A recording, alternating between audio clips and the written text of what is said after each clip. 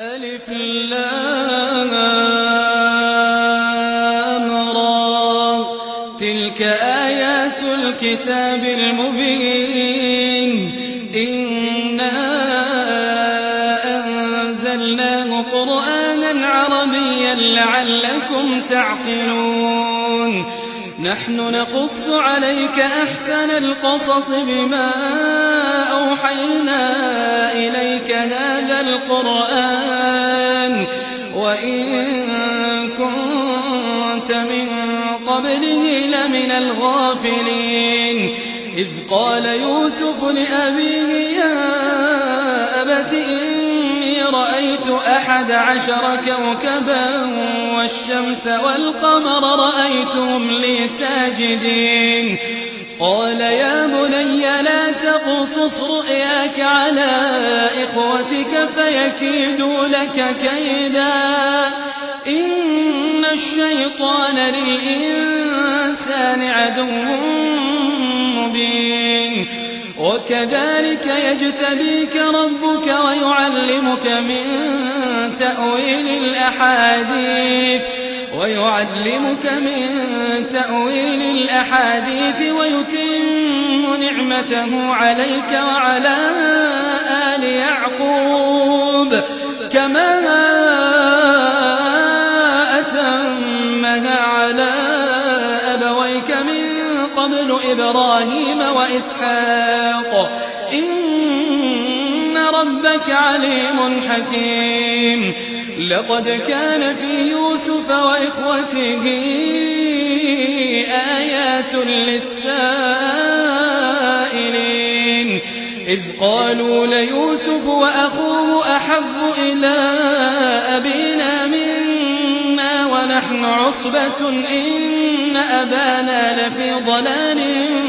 مبين اقتلوا يوسف أو اطرحوه أرضا يخل لكم وجه أبيكم وتكونوا من بعده قوما صالحين قال قائل منهم لا تقتلوا يوسف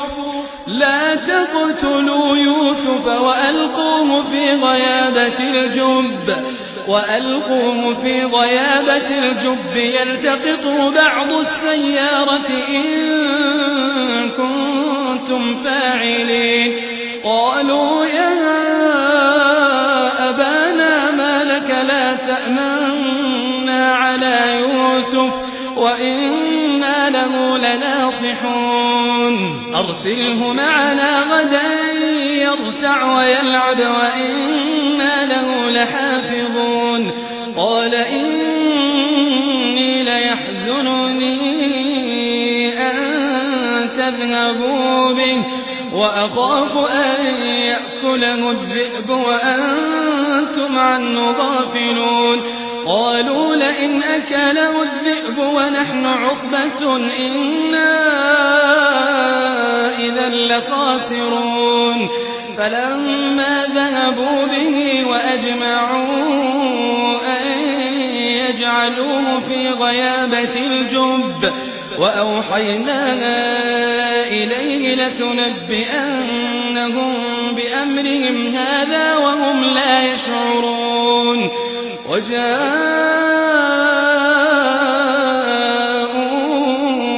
أباهم عشاء يبكون قالوا يا أبانا إنا ذهبنا نستبق وتركنا يوسف عند متاعنا فأكله الذئب وما أنت بمؤمن لنا ولو كنا صادقين وجاءوا على قميصه بدم كذب قال بل سولت لكم أنفسكم أمرا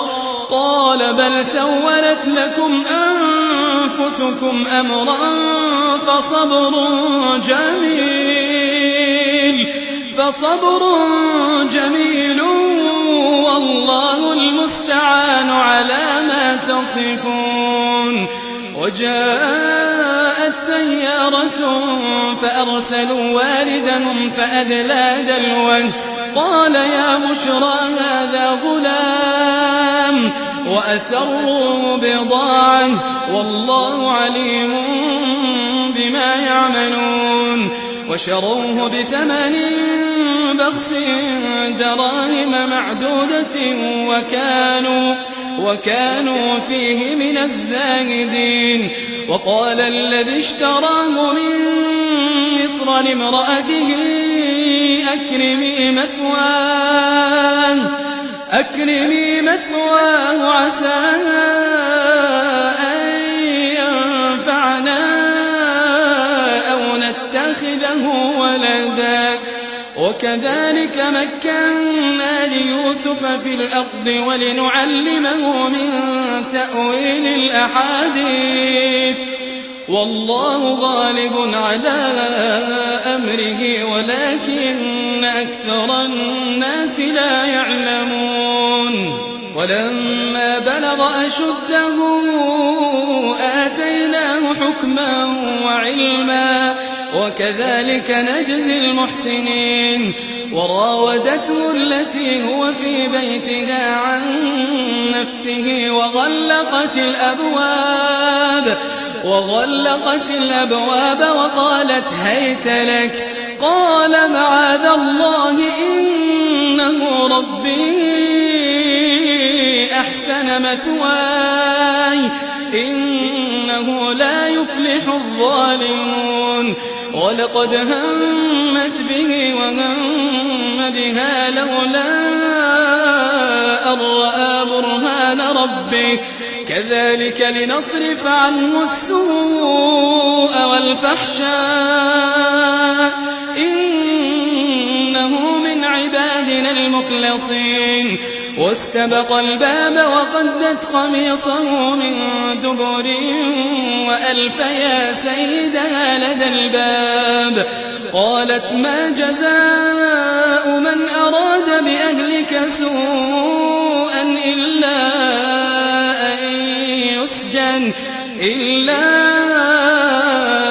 أن يسجن أو عذاب أليم قال هي راودتني عن نفسي وشهد شاهد من أهلها إن كان قميصه قد من قبل فصدقت وهو من الكاذبين وإن كان قميصه قد من دبر فكذبت وهو من الصادقين فلما رأى قميصه قد من دبر قال إنه من كيدكم إن كيدكن عظيم يوسف أعرض عن هذا واستغفري لذنبك إنك كنت من الخاطئين وقال نسوة في المدينة امرأة العزيز تراود فتاها عن نفسه قد شغفها حبا إنا لنراها في ضلال مبين فلما سمعت بمكرهن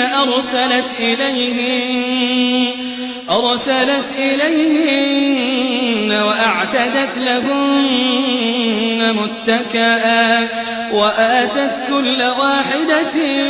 منهن سكينا وقالت اخرج عليهن فلما رأينه أكبرنه وقطعن أيديهن وقلن حاش لله ما هذا بشرا إن هذا إلا ملك كريم قالت فذلكن الذي لمتنني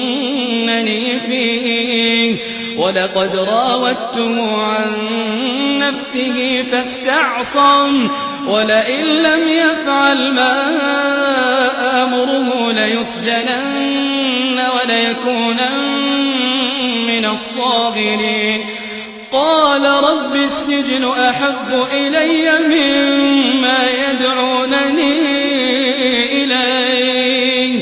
وإلا تصرف عني كيدهن أصب إليهن وأكن من الجاهلين. فاستجاب له ربه فصرف عنه كيدهن إنه هو السميع العليم. ثم بدا لهم من بعد ما رأوا الآيات ليسجننه حتى حين. ودخل معه السجن فتيان قال أحدهما إني أراني أعصر خمرا وقال الآخر إني أراني أحمل فوق رأسي خبزا تأكل الطير منه نبئنا بتأويله إنا نراك من المحسنين. قال لا يأتيكما طعام ترزقانه إلا نبأتكما بتأويله قبل أن يأتيكما ذلكما مما علمني ربي إني تركت ملة قوم لا يؤمنون بالله وهم بالآخرة هم كافرون واتبعت ملة آبائي إبراهيم وإسحاق ويعقوب ما كان لنا أن نشرك بالله من شيء ذلك من فضل الله علينا وعلى الناس ولكن أكثر الناس لا يشكرون. يا صاحبي السجن أأرباب متفرقون خير أم الله الواحد القهار ما تعبدون من دونه إلا أسماء سميتموها أنتم وآباؤكم ما أنزل الله بها من سلطان إن الحكم إلا لله أمر أن لا تعبدوا إلا إياه ذلك الدين القيم ولكن أكثر الناس لا يعلمون. يا صاحبي السجن أما أحدكما فيسقي ربه خمرا وأما الآخر فيصلب فتأكل الطير من رأسه قضي الأمر الذي فيه تستفتيان. وقال للذي ظن أنه ناج منهما اذكرني عند ربك فأنساه الشيطان ذكر ربه فلبث في السجن بضع سنين. وقال الملك إني أرى 7 بقرات سمان يأكلهن 7 عجاف و7 سنبلات خضر وأخر يابسات يا أيها الملأ أفتوني في رؤياي إن كنتم للرؤيا تعبرون. قالوا أضغاث أحلام وما نحن بتأويل الأحلام بعالمين. وقال الذي نجا منهما وادكر بعد أمة أنا أنبئكم بتأويله فأرسلون. يوسف أيها الصديق أفتنا في 7 بقرات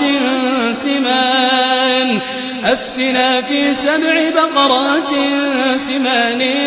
يأكلهن 7 عجاف يأكلهن 7 عجاف و7 سنبلات خضر وأخر يابسات لعلي أرجع إلى الناس لعلهم يعلمون قال تزرعون 7 سنين دأبا فما حصدتم فذروه في سنبله إلا قليلا مما تأكلون ثم يأتي من بعد ذلك 7 شداد يأكلن ما قدمتم لهن إلا قليلا مما تحسنون ثم يأتي من بعد ذلك عام فيه يغاث الناس وفيه يعصرون وقال الملك ائتوني به فلما جاءه الرسول قال ارجع إلى ربك فاسأله ما بال النسوة اللاتي قطعن أيديهن إن ربي بكيدهن عليم قال ما خطبكن إذ راوتن يوسف عن نفسه قلنا حاش لله ما علمنا عليه من سوء قالت امرأة العزيز الآن حصحص الحق أنا راودته عن نفسه وإنه لمن الصادقين ذلك ليعلم أني لم أخنه بالغيب وأن الله لا يهدي كيد الخائنين وما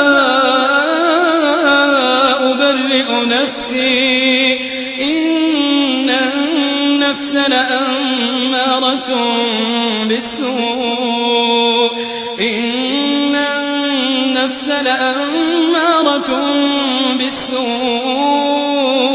إلا ما رحم ربي إن ربي غفور رحيم وقال الملك ائتوني به أستخلصه لنفسي فلما كلمه قال إنك اليوم لدينا مكين أمين قال اجعلني على خزائن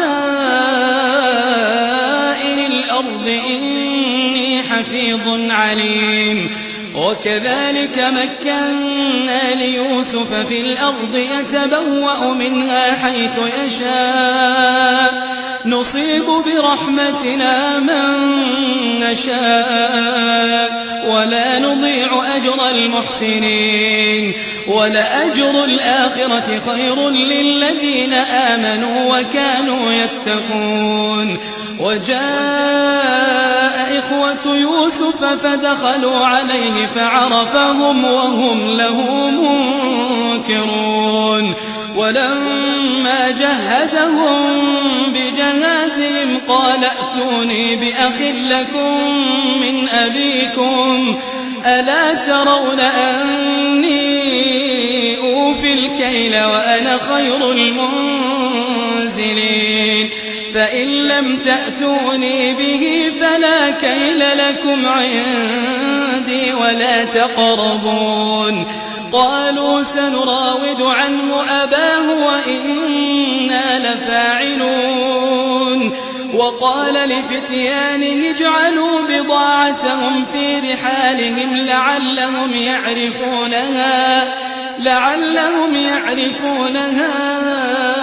إذا انقلبوا إلى أهلهم لعلهم يرجعون فلما رجعوا إلى أبيهم قالوا يا أبانا منع منا الكيل فأرسل معنا أخانا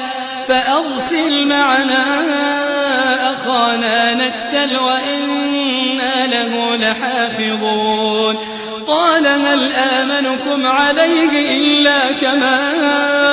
أمنتكم منكم على أخيه من قبل فالله خير حافظا وهو أرحم الراحمين ولما فتحوا متاعهم وجدوا بضاعتهم ردت إليهم قالوا يا أبانا ما نبغي هذه بضاعتنا ردت إلينا ونمير أهلنا ونحفظ أخانا ونزداد كيل بعير ذلك كيل يسير قال لن أرسله معكم حتى تؤتون موثقا من الله لتأتونني به إلا أن يحاط بكم فلما آتوه موثقهم قال الله على ما نقول وكيل وقال يا بني لا تدخلوا من باب واحد وادخلوا من أبواب متفرقة وما أغني عنكم من الله من شيء إن الحكم إلا لله عليه توكلت وعليه فليتوكل المتوكلون ولما دخلوا من حيث أمرهم أبوهم ما كان يغني عنهم من الله من شيء إلا حاجة في نفس يعقوب قضاها وإنه لذو علم لما علمناه ولكن أكثر الناس لا يعلمون ولما دخلوا على يوسف آوى إليه أخاه قال إني أنا أخوك فلا تبتئس بما كانوا يعملون فلما جهزهم بجهازهم جعل السقاية في رحل أخيه ثم أذن مؤذن أيتها العير إنكم لسارقون قالوا وأقبلوا عليهم ماذا تفقدون قالوا نفقد صواع الملك ولمن جاء به حمل بعير وأنا به زعيم قالوا تالله لقد علمتم ما جئنا لنفسد في الأرض وما كنا سارقين قالوا فما جزاؤه إن كنتم كاذبين قالوا جزاؤه من وجد في رحله فهو جزاؤه كذلك نجزي الظالمين فبدأ بأوعيتهم قبل وعاء أخيه ثم استخرجها من وعاء أخيه كذلك كدنا ليوسف ما كان ليأخذ أخاه في دين الملك إلا أن يشاء الله نرفع درجات من نشاء وفوق كل ذي علم عليم قالوا إن يسرق فقد سرق أخ له من قبل فأسرها يوسف في نفسه ولم يبدها لهم قال أنتم شر مكانا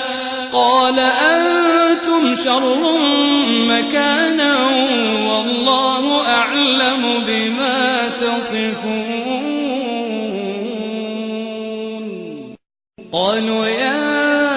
أيها العزيز إن له أبا شيخا كبيرا فخذ أحدنا مكانه إنا نراك من المحسنين قال معاذ الله أن نأخذ إلا من وجدنا متاعنا عنده إنا إذا لظالمون فلما استيئسوا منه خلصوا نجيا قال كبيرهم ألم تعلموا أن أباكم قد أخذ عليكم موثقا من الله ومن قبل ما فرطتم في يوسف فلن أبرح الأرض حتى يأذن لي أبي أو يحكم الله لي وهو خير الحاكمين ارجعوا إلى أبيكم فقولوا يا أبانا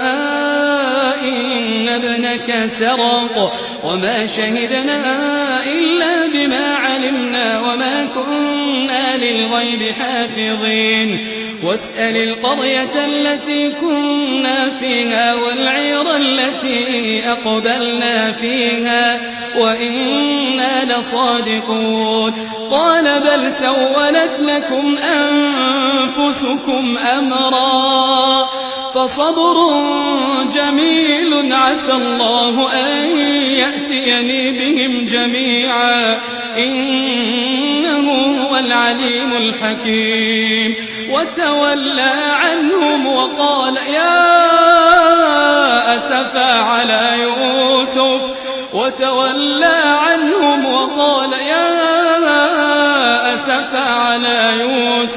وابيضت عيناه من الحزن فهو كظيم قالوا تالله تفتأ تذكر يوسف حتى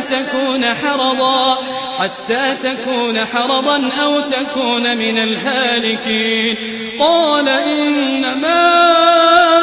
أشكو بثي وحزني إلى الله وأعلم من الله ما لا تعلمون يا بني اذهبوا فتحسسوا من يوسف وأخيه ولا تيأسوا من روح الله إنه لا ييأس من روح الله إلا القوم الكافرون فلما دخلوا عليه قالوا يا أيها العزيز مسنا وأهلنا الضر وجئنا ببضاعة مزجاة فأوفلنا الكيل وتصدق علينا إن الله يجزي المتصدقين قال هل علمتم ما فعلتم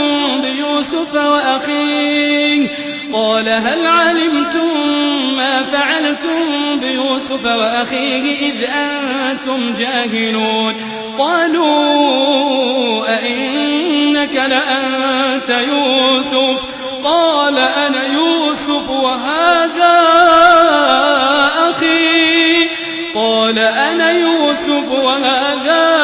أخي قد من الله علينا إنه من يتق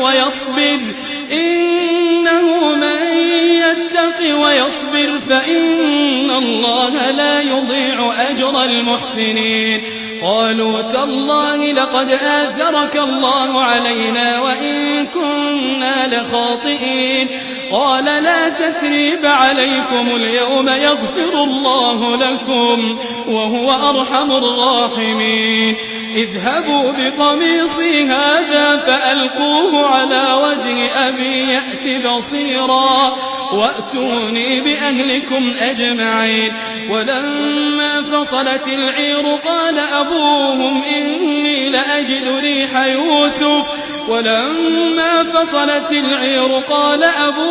إني لأجد ريح يوسف لولا أن تفندون قالوا تالله إنك لفي ضلالك القديم فلما أن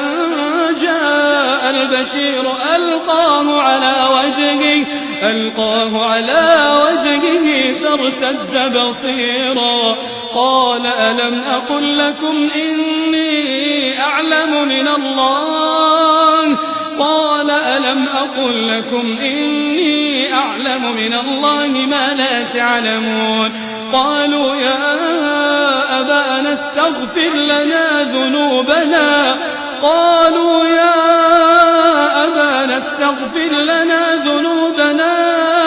إنا كنا خاطئين قال سوف أستغفر لكم ربي إنه هو الغفور الرحيم فلما دخلوا على يوسف آوى إليه أبويه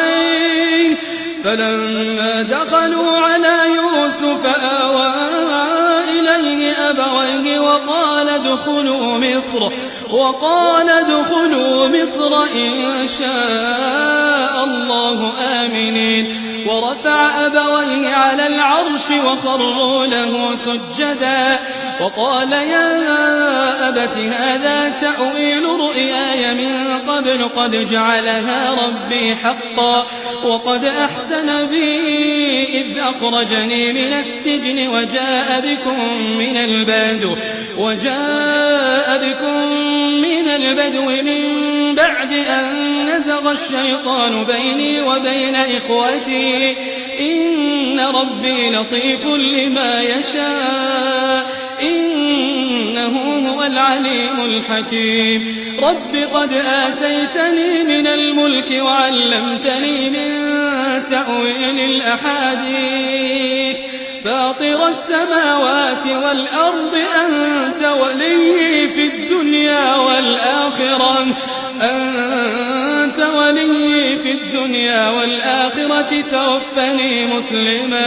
توفني مسلما وألحقني بالصالحين ذلك من أنباء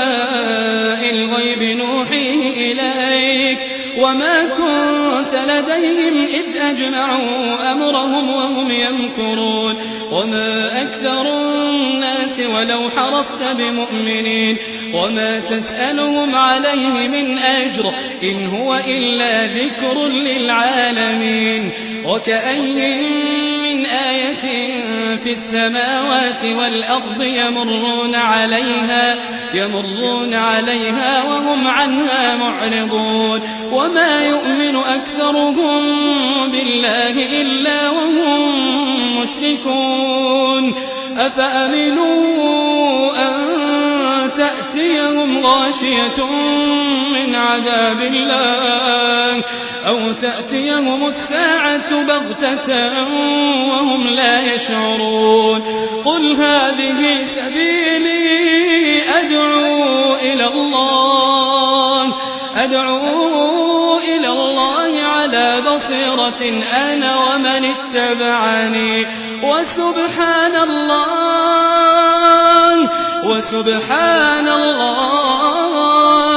وسبحان الله وما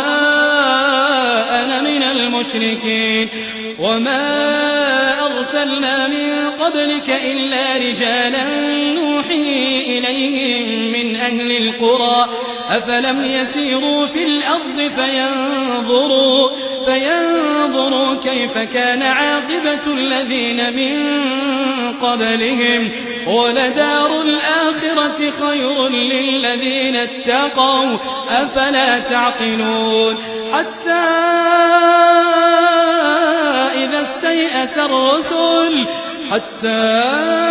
إذا استيأس الرسل وظنوا أنهم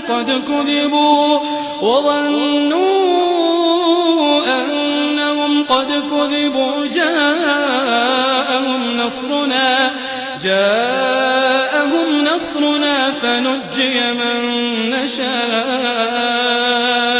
ولا يرد بأسنا عن القوم المجرمين لقد كان في قصصهم عبرة لأولي الألباب ما كان حديثا يفترى ولكن تصديق الذي بين يديه وتفصيل كل شيء وهدى ورحمة لقوم يؤمنون